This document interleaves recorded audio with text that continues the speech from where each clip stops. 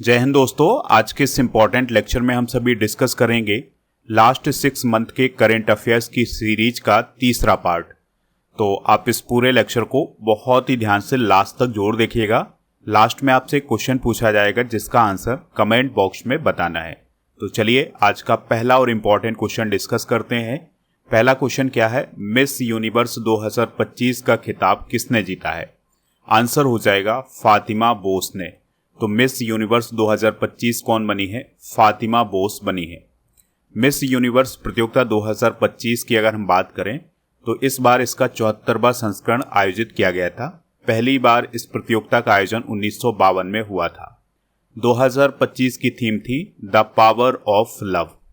इसका आयोजन 2025 में नोंथाबुरी थाईलैंड में हुआ था और खिताब किसने जीता है? फातिमा बोस ने, जो कि मैक्सिको देश की हैं। भारत का प्रतिनिधित्व किसने किया है? मनिका विश्वकर्मा ने। आपको याद रखना है कि फातिमा बोस तो विनर रही हैं। फर्स्ट रनर अप कौन रही हैं? थाईलैंड की प्रवीणा सिंह। और सेकंड रनर अप कौन रही हैं? वेनेजुएला की स्टेफनी अबासाली। तो ये 2 पॉइंट भी आप याद रखिएगा। मिस यूनिवर्स प्रतियोगिता 2026 का जो आयोजन है ये प्योर्टो रिको में किया जाएगा। नेक्स्ट क्वेश्चन है, अरुणाचल प्रदेश में न्योकुम इलो उत्सव किस जनजाति के द्वारा मनाया गया है? आंसर हो जाएगा नीसी जनजाति या नीसी ट्राइब के द्वारा। तो न्योकुम इलो उत्सव अरुणाचल प्रदेश की नीसी जनजाति के द्वारा मनाया जाने वाला एक प्रमुख कृषि त्योहार है। इसमें समृद्धि की देवी न्योकुम की पूजा की जाती है। नीसी जनजाति के बारे में आपको याद रखना है कि यह अरुणाचल प्रदेश की सबसे बड़ी जनजाति है। अगला क्वेश्चन है, बोरिस स्पैसकी का संबंध किस खेल से था जिनका हाल ही में निधन हुआ है? आंसर हो जाएगा चेस या शतरंज। तो 10वें विश्व शतरंज चैंपियन, रूसी शतरंज ग्रैंड मास्टर बोरिस स्पैसकी का हाल ही में निधन हो गया है। वह 1955 में ग्रैंड मास्टर बने थे। वह 1969 से 1972 तक विश्व चैंपियन रहे हैं। नेक्स्ट क्वेश्चन है, 2024 में किस देश की जन्म दर रिकॉर्ड निचले स्तर पर पहुंच गई है? आंसर हो जाएगा जापान। तो जापान में जो जन्म दर है या बर्थ रेट है ये बहुत नीचे स्तर पर पहुंच गया है और रिकॉर्ड लो हुआ है 2024 में। तो जापान में लगातार 9वें वर्ष जन्म दर में गिरावट आई है।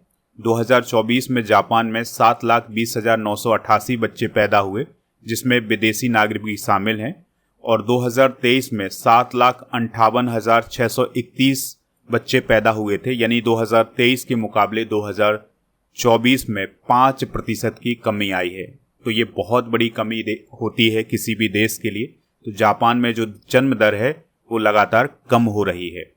अगला क्वेश्चन है, रणजी ट्रॉफी 2024-25 का खिताब किसने जीता है? आंसर हो जाएगा विदर्भ ने। तो रणजी ट्रॉफी क्रिकेट से संबंधित है। तो 2024-25 का टाइटल विदर्भ ने जीता था। ठीक है, तो विदर्भ और केरल के बीच फाइनल मुकाबला हुआ था लेकिन ये मैच ड्रॉ हो गया था। लेकिन पहली पारी में लीड के आधार पर विदर्भ को चैंपियन घोषित किया गया था। रणजी ट्रॉफी की बात करें तो यह भारत की घरेलू क्रिकेट प्रतियोगिता है जिसका आयोजन बीसीसीआई के द्वारा किया जाता है। इसका पहला सीजन 1934-35 में हुआ था। इसकी सबसे सफल टीम मुंबई है जिसने अब तक इसको 42 बार जीता है। अगला क्वेश्चन है, बिहार के 10वीं बार मुख्यमंत्री कौन बने हैं? आंसर हो जाएगा नीतीश कुमार। तो दोस्तों नीतीश कुमार बिहार के 10वीं बार मुख्यमंत्री बने हैं, यानी उन्होंने 10वीं बार शपथ ली है। शपथ किसने दिलाई है? तो बिहार के जो वर्तमान में गवर्नर हैं आरिफ मोहम्मद खान जी, उनके द्वारा उन्हें शपथ दिलाई गई है। उप मुख्यमंत्री सम्राट चौधरी और विजय कुमार सिन्हा बने हैं और ये दोनों बीजेपी के हैं। नीतीश कुमार पहली बार 3 मार्च सन 2000 को चीफ मिनिस्टर बने थे। अभी जो बिहार विधानसभा चुनाव 2025 हुआ है इसमें एनडीए गठबंधन को जीत हासिल हुई है। एनडीए गठबंधन में बीजेपी, जेडीयू और उनके सहयोगी दल हैं तो इनको 202 सीटें मिली हैं, जबकि महागठबंधन यानी आरजेडी, कांग्रेस और वामपंथी दल को सिर्फ 35 सीटें मिली हैं। ठीक है, तो ये पॉइंट भी आप नोट कर लें।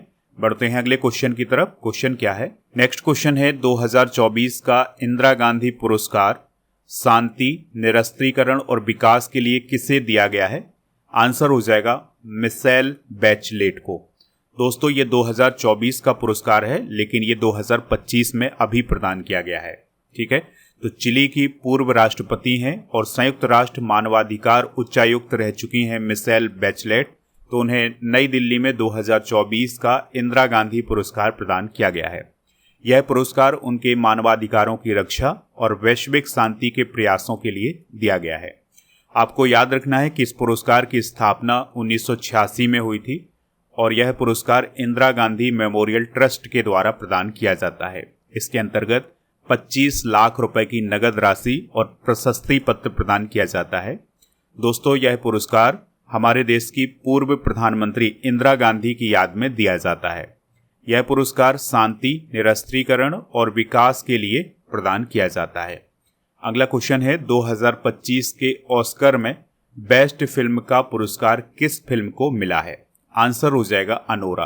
यानी 2025 का जो ऑस्कर अवार्ड था ये किस फिल्म ने जीता था? अनोरा ने जीता था, यानी बेस्ट फिल्म अनोरा बनी थी। अगर हम ऑस्कर अवार्ड की बात करें तो इसे अकादमी पुरस्कार भी बोला जाता है। स्थापना इसकी 1927 में हुई थी, लेकिन पहली बार ये 1929 में प्रदान किए गए थे।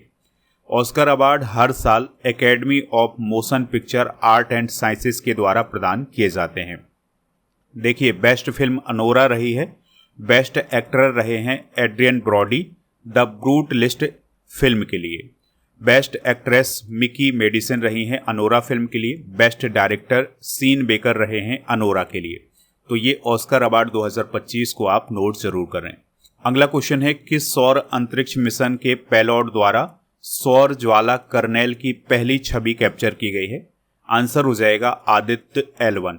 तो देखिए दोस्तों, भारत का जो सौर अंतरिक्ष मिशन है आदित्य L1, उस पर जो solar ultraviolet imaging telescope लगा था, उसके द्वारा एक शक्तिशाली सौर ज्वाला कर्नेल का अभूतपूर्व दृश्य या उसकी एक पिक्चर कैद की गई है। तो देखिए, ये सूर्य है और इसके बाहर ये ज्वालाएं निकल रही हैं। तो इसमें से एक ज्वाला है कर्नेल। तो इसकी पिक्चर कैद की है किसने? आदित्य L1 पर लगे सोलर अल्ट्रावायलेट इमेजिंग टेलीस्कोप ने। इस अवलोकन से सौर गतिविधि अध्ययन में सहायता मिलेगी। आपको याद रखना है कि भारत के द्वारा आदित्य L1 2 सितंबर 2023 को लॉन्च किया गया था। नेक्स्ट क्वेश्चन है, भारत में सबसे ज्यादा नदी डॉल्फिन किस राज्य में है? आंसर हो जाएगा उत्तर प्रदेश। तो दोस्तों, अभी हाल ही में नदी डॉल्फिन जनगणना को लॉन्च किया गया था पीएम मोदी जी के द्वारा, और ये जो जनगणना थी ये 8 राज्यों और 28 नदियों में की गई थी। तो इसके अनुसार भारत में 6327 नदी डॉल्फिन है। सबसे ज़्यादा नदी डॉल्फिन है यूपी में, फिर बिहार, फिर पश्चिम बंगाल, फिर असम में है। कुछ और इम्पॉर्टेंट करेंट अफेयर्स डिस्कस करते हैं। तो 2022 की गणना के अनुसार सबसे अधिक टाइगर मध्य प्रदेश में है 785।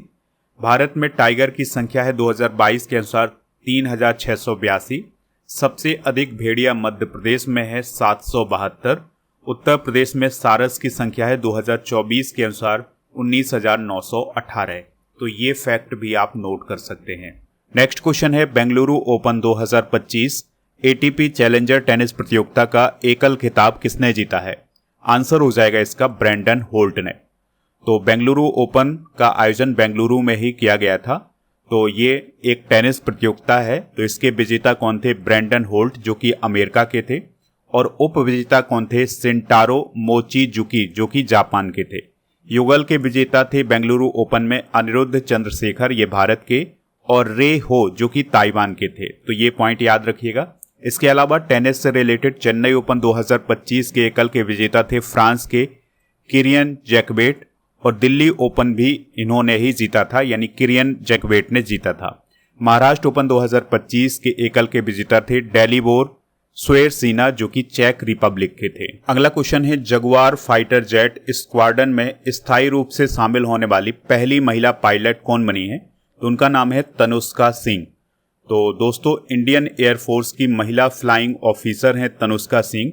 तो वो जगुआर फाइटर जेट स्क्वाड्रन में स्थायी रूप से शामिल होने वाली पहली महिला पायलट बनी है। तनुष्का सिंह मूल रूप से उत्तर प्रदेश की रहने वाली हैं। ये पॉइंट आप नोट कर सकते हैं।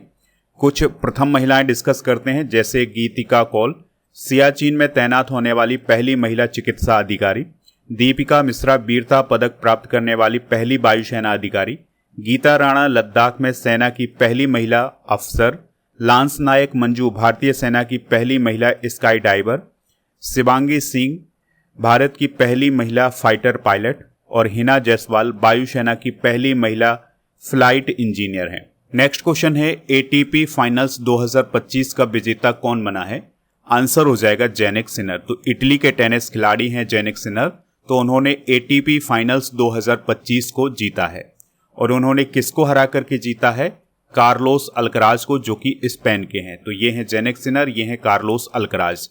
देखिए दोस्तों, जिस प्रकार से पुरुषों का एटीपी फाइनल्स होता है उसी प्रकार से महिलाओं का WTA फाइनल्स होता है। तो WTA फाइनल्स 2025 की विजेता कौन है? एलिना रायवकीना, जो कि कजाकिस्तान की हैं। और विजेता कौन थी? आर्याना सबालेंका, जो कि बेलारूस की। दोस्तों, टेनिस के जो ग्रैंड स्लैम होते हैं एक साल में, उनके विजेता भी डिस्कस कर लेते हैं। अलग से क्वेश्चन नहीं बनाए हैं, यहीं पर हमने डिस्कस कर लिया है। तो ऑस्ट्रेलियन ओपन 2025 के पुरुष एकल के विजेता जैनिक सिनर, ये इटली के। और महिला एकल की विजेता मेडिसन कीज, जो कि USA की। फ्रेंच ओपन 2025 के पुरुष एकल के विजेता कार्लोस अल्कराज, ये स्पेन के। महिला एकल की विजेता कोको गॉफ, ये अमेरिका की।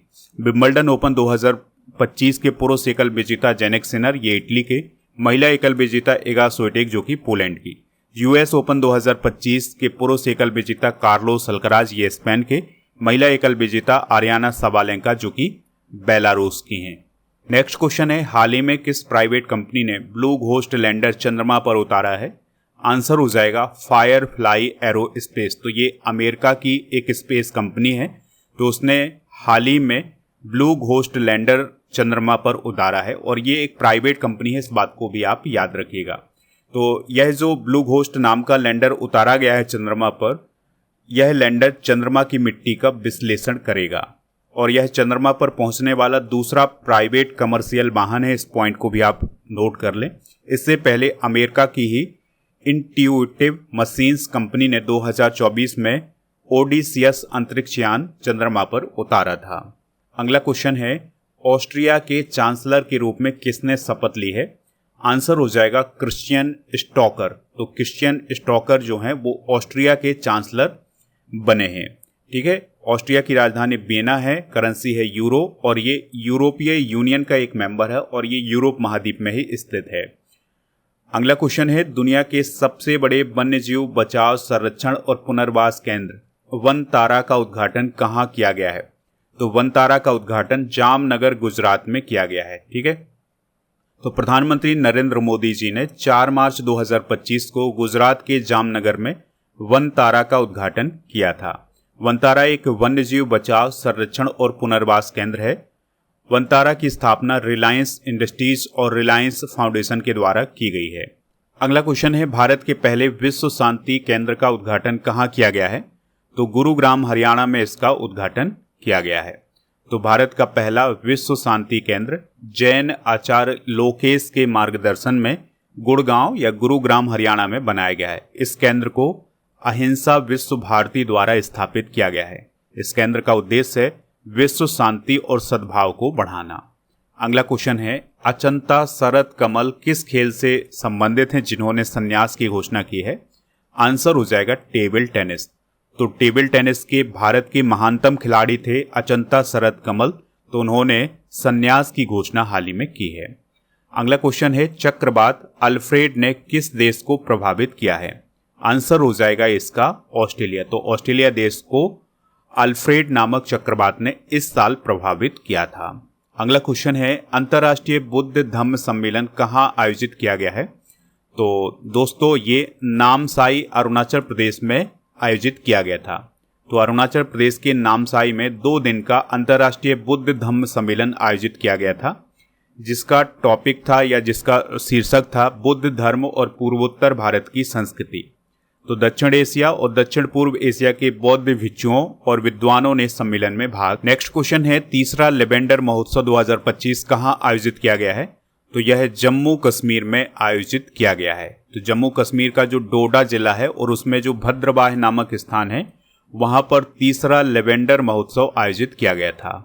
दोस्तों यह महोत्सव CSIR Indian institute of integrative machine या IIIM जम्मू के द्वारा आयोजित किया गया था। इसका उद्देश्य था लेवेंडर की खेती को बढ़ावा देना और अरोमा मिशन के तहत किसानों को प्रोत्साहित करना। अच्छा, यहाँ पर एक और क्वेश्चन बनता है, आपसे पूछा जा सकता है कि जो अरोमा मिशन है ये किससे संबंधित है?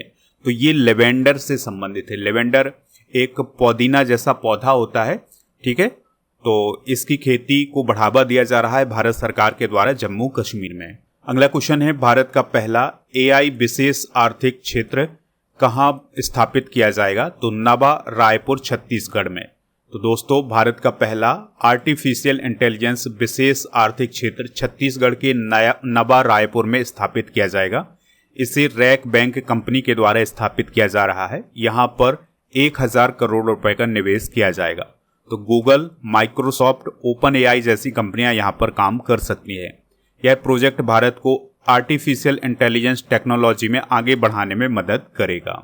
अगला क्वेश्चन है, पीएम मोदी को किस देश का सर्वोच्च सम्मान grand cross of the order of Makarios third प्राप्त हुआ है? आंसर हो जाएगा साइप्रस। तो साइप्रस के द्वारा पीएम मोदी को grand cross of the order of Makarios third प्रदान किया गया है। तो भारत और साइप्रस के बीच पीएम मोदी के द्वारा जो द्विपक्षीय संबंध है उनको मजबूत करने में योगदान के लिए ये सम्मान दिया गया है। इस प्रकार से पीएम मोदी इस सम्मान को प्राप्त करने वाले दुनिया के 23वें लीडर बने हैं। अगला क्वेश्चन है, G7 समिट 2025 का आयोजन किस देश में किया गया है? आंसर हो जाएगा कनाडा में। तो G7 समिट 2025 का आयोजन कनाडा में किया गया है। कनाडा के अल्बर्टा में इसका आयोजन किया गया था 15 से 17 जून के बीच में। इस बार इसका 51वां संस्करण आयोजित किया गया था। इसकी अध्यक्षता की थी मार्क जे कार्नी ने। दोस्तों, 2025 की थीम थी resilience, responsibility and renewal. G7 के मेंबर कौन कौन है? Canada, America, UK, France, Germany, Italy और जापान। भारत इसका मेंबर नहीं है, लेकिन भारत को भी इस साल बुलाया गया था।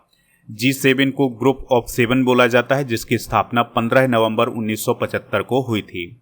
अगला क्वेश्चन है, इंटरनेशनल बिग कैट अलायंस यानी IBCA के अध्यक्ष कौन बने हैं? आंसर हो जाएगा भूपेंद्र यादव जी। तो केंद्रीय पर्यावरण मंत्री भूपेंद्र यादव जी को इंटरनेशनल बिग कैट अलायंस का अध्यक्ष चुना गया है, ठीक है। इसके अलावा SP यादव को इसका महानिदेशक चुना गया है। बात करें अगर हम इंटरनेशनल बिग कैट अलायंस की, तो इसकी स्थापना 2024 में भारत सरकार के द्वारा की गई थी और यह एक वैश्विक गठबंधन है। इसका उद्देश्य है 7 प्रमुख बिग कैट प्रजातियों यानी बाघ, शेर, तेंदुआ, हिम तेंदुआ, चीता, जगुआर, प्यूमा का संरक्षण करना। इसमें 95 देश शामिल हैं और इसमें वो देश शामिल हैं जहां पर ये प्रजातियां पाई जाती हैं। अगला क्वेश्चन है, संयुक्त राष्ट्र महासभा ने किस वर्ष को अंतर्राष्ट्रीय महिला किसान वर्ष के रूप में घोषित किया है? अगला क्वेश्चन है, संयुक्त राष्ट्र महासभा यानी UNGA ने किस वर्ष को अंतर्राष्ट्रीय महिला किसान वर्ष के रूप में घोषित किया है? आंसर हो जाएगा 2026। तो संयुक्त राष्ट्र महासभा ने वर्ष 2026 को अंतर्राष्ट्रीय महिला किसान वर्ष के रूप में घोषित किया है। यह प्रस्ताव अमेरिका और FAO ने यानी खाद्य और कृषि संगठन ने रखा था। और आपको याद रखना है कि महिला किसानों की भूमिका को वैश्विक स्तर पर मान्यता देने के लिए 2026 को अंतर्राष्ट्रीय महिला किसान वर्ष घोषित किया गया है।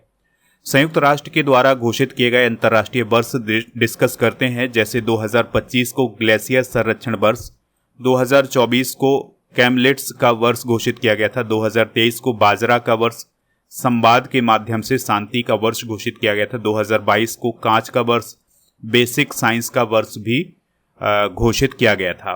अगला क्वेश्चन है, ईरान से भारतीयों को निकालने के लिए भारत द्वारा कौन सा ऑपरेशन शुरू किया गया था? अगला क्वेश्चन है, ईरान से भारतीयों को निकालने के लिए भारत द्वारा कौन सा ऑपरेशन शुरू किया गया था? तो ऑपरेशन सिंधु शुरू किया गया था। ऑपरेशन सिंधु की बात करें तो ईरान इजराइल युद्ध के समय ईरान से भारतीयों को निकालने के लिए ऑपरेशन सिंधु शुरू किया गया था और ये 18 जून 2025 को शुरू किया गया था। तो इसमें छात्रों को ईरान से सड़क के माध्यम से आर्मेनिया भेजा गया था और फिर उनको भारत लाया गया था। नेक्स्ट क्वेश्चन है, WAF ऊर्जा संक्रमण सूचकांक 2025 में भारत की रैंक क्या है? 71। तो दोस्तों, यह सूचकांक ये बताता है कि कोई देश कितनी सफलता से पारंपरिक ऊर्जा यानी कोयला, पेट्रोल से हरित वह स्वच्छ ऊर्जा यानी सौर, पवन, जल की ओर बढ़ रहा है। इसको विश्व आर्थिक मंच यानी WEF ने जारी किया था। 118 देश इसमें शामिल थे। भारत को 71वां स्थान हासिल हुआ है। 2024 में 63वां स्थान था। टॉप 5 की बात करें तो स्वीडन टॉप पर, फिर फिनलैंड, फिर डेनमार्क, फिर नॉर्वे, फिर स्विट्जरलैंड। नेक्स्ट क्वेश्चन है, हाल ही में प्रतिभा सेतु पोर्टल किसने लॉन्च किया है? तो यूनियन पब्लिक सर्विस कमीशन यानी UPSC ने प्रतिभा सेतु पोर्टल लॉन्च किया है। यह उन उम्मीदवारों को नौकरी के अवसर प्रदान करेगा जो UPSC की परीक्षा तो पास करते हैं लेकिन इंटरव्यू में सिलेक्ट नहीं हो पाते हैं। UPSC की बात करें तो इसे यूनियन पब्लिक सर्विस कमीशन बोला जाता है। संवैधानिक निकाय है। अनुच्छेद 315 से 323 तक वर्णन है। 1 अक्टूबर 1926 को इसकी स्थापना हुई थी। इसका मुख्य काम है भारत सरकार के विभिन्न सेवाओं के अधिकारियों की भर्ती करना। अजय कुमार वर्तमान में इसके अध्यक्ष हैं। अध्यक्ष की नियुक्ति प्रेसिडेंट के द्वारा की जाती है। अध्यक्ष का जो कार्यकाल होता है वो 6 साल का होता है या 65 साल की आयु तक होता है। जो भी पहले हो जाएगा वही उसका कार्यकाल होगा। अगला क्वेश्चन है, मोदी का नीति शास्त्र the world is his oyster पुस्तक के लेखक कौन है? आंसर हो जाएगा इसका आदिश अग्रवाल।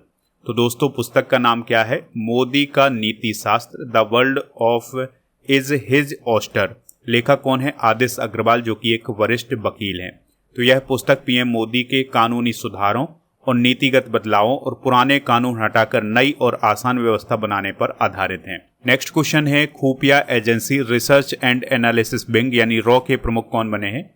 तो पराग जैन को रॉ का प्रमुख बनाया गया है। रॉ को रिसर्च एंड एनालिसिस विंग बोला जाता है। इसकी स्थापना 21 सितंबर 1968 को की गई थी। नई दिल्ली में हेडक्वार्टर है।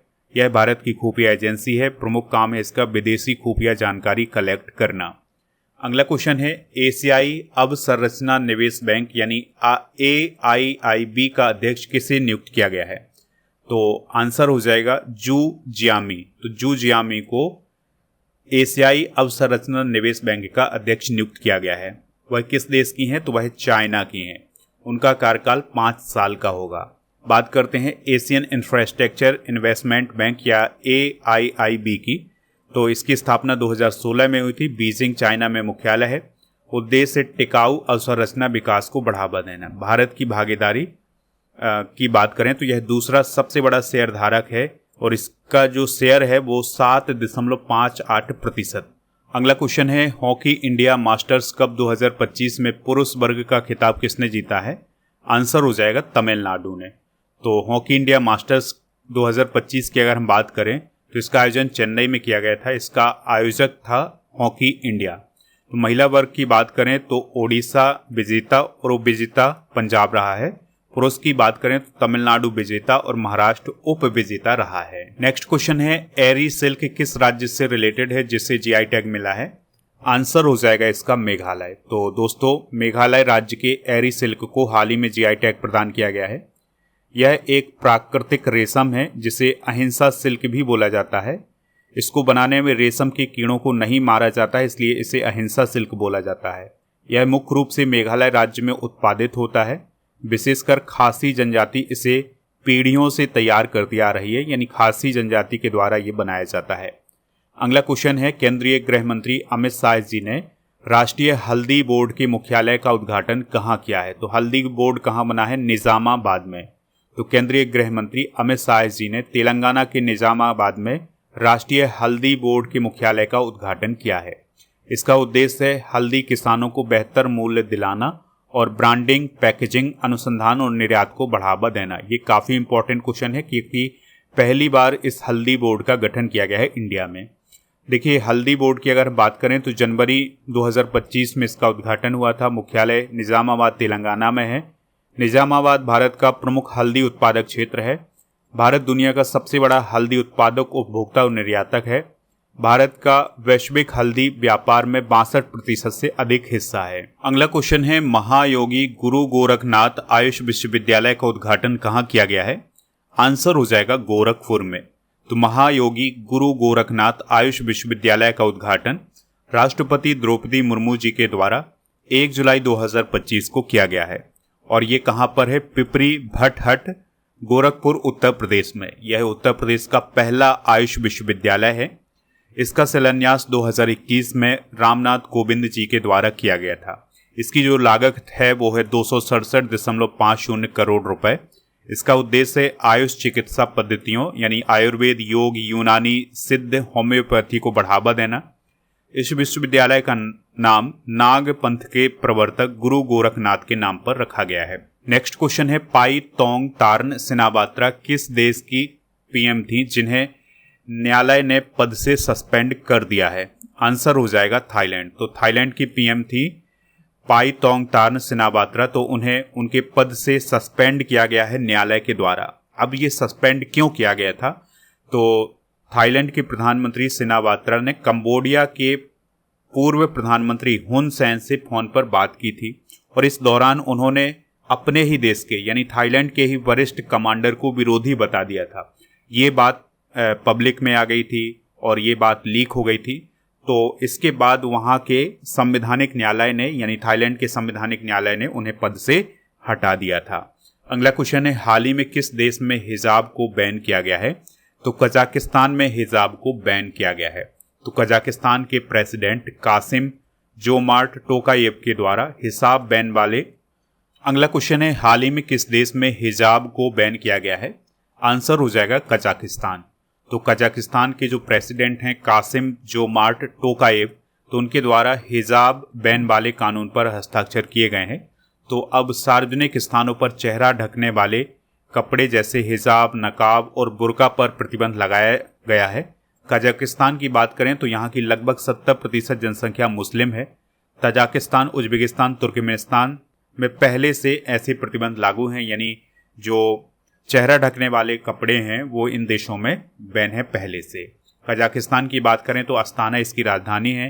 कासिम जोमार्ट टोकायेव राष्ट्रपति हैं। स्वतंत्रता मिली थी इसे 1991 में सोवियत संघ से। कजाकिस्तानी तेंगे यहाँ की करेंसी है। पड़ोसी देश हैं रूस, चाइना, उज्बेकिस्तान, तुर्कमेनिस्तान और किर्गिस्तान। अगला क्वेश्चन है, माउंट एल्ब्रुस पर चढ़ने वाले सबसे युवा पर्वतारोही कौन बने हैं? तो उनका नाम है तेगबीर सिंह। तो दोस्तों, तेगबीर सिंह के बारे में अगर हम बात करें तो उन्होंने 6 वर्ष 9 महीने और 4 दिन की आयु में माउंट एल्ब्रुस पर चढ़ाई पूरी की थी। ये रोपड़ पंजाब के रहने वाले हैं। इस प्रकार से ये माउंट एल्ब्रुस पर चढ़ने वाले दुनिया के सबसे कम उम्र के पर्वतारोही बने हैं। अगस्त 2024 में Tegbir Singh mount Kilimanjaro, Africa पर चढ़ने वाले सबसे कम उम्र के एशियाई पर्वतारोही बने थे। माउंट एल्ब्रुस की बात करें तो ये कॉकस पर्वत श्रृंखला के अंतर्गत रूस में है। ऊंचाई है 5642 मीटर। विशेषता है यह यूरोप की सबसे ऊंची पर्वत चोटी माना जाता है। यह विश्व की 10वीं सबसे प्रमुख चोटी भी है। इस पॉइंट को भी आप याद रखिएगा। अगला क्वेश्चन है, तीनों फॉर्मेट में शतक लगाने वाली पहली इंडियन महिला क्रिकेटर कौन बनी है? तो उनका नाम है स्मृति मंधाना। अगला क्वेश्चन है, जीपी बिरला मेमोरियल पुरस्कार 2025 किसे दिया गया है? तो वी नारायणन को प्रदान किया गया है। ठीक है, और जो वी नारायणन है ये इसरो के वर्तमान में अध्यक्ष हैं। जीपी बिरला मेमोरियल पुरस्कार जीपी बिरला पुरातत्व, खगोल विज्ञान एवं वैज्ञानिक संस्थान के द्वारा प्रदान किया गया है। यह पुरस्कार एजुकेशन, साइंस और कल्चर में योगदान देने वाले व्यक्तियों को दिया जाता है। अगर हम डॉक्टर वी नारायणन की बात करें तो वो वर्तमान में इसरो के अध्यक्ष और अंतरिक्ष विभाग के सचिव हैं। अगला क्वेश्चन है, 71वें राष्ट्रीय फिल्म पुरस्कार 2025 में सर्वश्रेष्ठ फीचर फिल्म का पुरस्कार किसे मिला है? 12th फेल को। तो अभी राष्ट्रीय फिल्म पुरस्कार प्रदान किए गए थे और इनकी शुरुआत 1954 में की गई थी और भारतीय सिनेमा को सम्मानित करने के लिए ये पुरस्कार प्रदान किए गए हैं। भारत सरकार के सूचना और प्रसारण मंत्रालय के द्वारा ये पुरस्कार दिए गए हैं। तो बेस्ट फीचर फिल्म थी 12th फेल। बेस्ट एक्टर थे शाहरुख खान, विक्रांत मैसी। बेस्ट एक्ट्रेस थी रानी मुखर्जी। सर्वश्रेष्ठ निर्देशक थे सुदीप्तो सेन। और बेस्ट नॉन फीचर फिल्म थी the flowering man. Best documentary film थी god, vulture and human. Best Hindi film थी कटहल। अगला क्वेश्चन है, फीफा ने महिलाओं के लिए भारत में पहली टैलेंट एकेडमी कहाँ खोली है? तो हैदराबाद में ये टैलेंट एकेडमी खोली गई है। तो इसमें अखिल भारतीय फुटबॉल महासंघ यानी ऑल इंडिया फुटबॉल फेडरेशन और तेलंगाना सरकार सहयोगी संस्थाएं हैं। फीफा के द्वारा इसे खोला गया है। यह भारत में महिला फुटबॉल प्रतिभा को विश्व स्तरीय प्रशिक्षण के लिए स्थापित की गई है। अगला क्वेश्चन है, किस देश को WHO ने स्लीपिंग सिकनेस से मुक्त किया है? आंसर हो जाएगा केन्या। तो केन्या देश जो है वो अभी हाल ही में स्लीपिंग सिकनेस रोग से मुक्त घोषित किया गया है। अगर हम स्लीपिंग सिकनेस की बात करें तो इसको हम ह्यूमन अफ्रीकन ट्रिपैनोसोमा बोलते हैं। ये किसके कारण फैलता है? तो ये ट्रिपैनोसोमा नामक प्रोटोजोआ परजीवी के कारण फैलता है। तो इसमें जो संक्रमित से मक्खी होती है उसके काटने से फैलता है। इसके प्रमुख लक्षण होते हैं बुखार, सिर दर्द, जोड़ों में दर्द, भ्रम, नींद की गड़बड़ी, व्यवहार में परिवर्तन। अगला क्वेश्चन है एशिया की सबसे लंबी मालगाड़ी रुद्रस्त की फुल लंबाई कितनी है जिसे भारतीय रेलवे ने ट्रायल रन में चलाया है? आंसर हो जाएगा 4.5 किलोमीटर। तो एशिया की सबसे लंबी मालगाड़ी का ट्रायल हाल ही में किया गया है। इसका नाम रुद्रस्त है। ये भगवान शिव से प्रेरित है। इसकी लंबाई है 4.5 किलोमीटर और इसमें जो वैगन की संख्या है यानी कि इसमें जो डिब्बों की संख्या है वो कितनी है? 354। इस प्रकार से ये एशिया की सबसे लंबी मालगाड़ी बन जाती है। इंजन की संख्या है 7। ट्रायल रन जो किया गया है वो गंज ख्वाजा स्टेशन यूपी से गढ़वा रोड स्टेशन झारखंड तक किया गया है। इसकी जो औसत गति है वो 40.5 किलोमीटर प्रति घंटा है। अगला क्वेश्चन है हाल ही में किस विधानसभा में अभिभावक वीटो विधेयक पारित किया गया है? आंसर हो जाएगा दिल्ली। तो दोस्तों दिल्ली विधानसभा में दिल्ली स्कूल शिक्षा फीस निर्धारण और विनियमन में पारदर्शिता विधेयक 2025 पारित किया गया है। इस विधेयक को अभिभावक वीटो विधेयक भी कहा गया है। यह विधेयक दिल्ली के निजी मान्यता प्राप्त गैर सहायता प्राप्त स्कूलों की मनमाने तरीके से फीस वृद्धि को रोकने के लिए बनाया गया है। दोस्तों विद्यालय शुल्क वृद्धि के निर्णयों में अभिभावकों को वीटो शक्ति प्राप्त है। यदि कोई अभिभावक असहमत हो तो शुल्क वृद्धि स्वीकृत नहीं होगी। यानी कि जो अभिभावक होंगे वो अगर शुल्क वृद्धि के लिए सहमत नहीं होंगे तो वो फीस नहीं बढ़ाई जाएगी। इस प्रकार का पावर दिया गया है अभिभावकों को। अगला क्वेश्चन है ड्रोन कवच अभ्यास किस राज्य में आयोजित किया गया है? तो आंसर हो जाएगा इसका अरुणाचल प्रदेश में। तो दोस्तों भारतीय सेना ने 25 से 28 सितंबर के बीच में अरुणाचल प्रदेश की दुर्गम घाटियों में ड्रोन कवच नामक युद्धाभ्यास आयोजित किया है। यह अभ्यास भारतीय सेना की पूर्वी कमान के अधीन स्पीयर कॉर्प्स के द्वारा आयोजित किया गया था, जिसमें आईटीबीपी के जवानों ने भी हिस्सा लिया था।